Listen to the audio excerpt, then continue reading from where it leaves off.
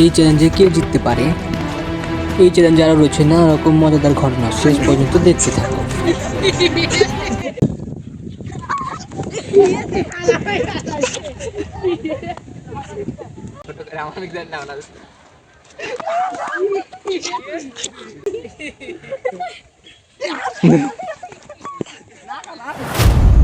এই চ্যালেঞ্জে রয়েছে আনলিমিটেড আম। যে সবার প্রথমে সবগুলো আম খেয়ে শেষ করতে পারবে তার জন্য রয়েছে একটি পুরস্কার।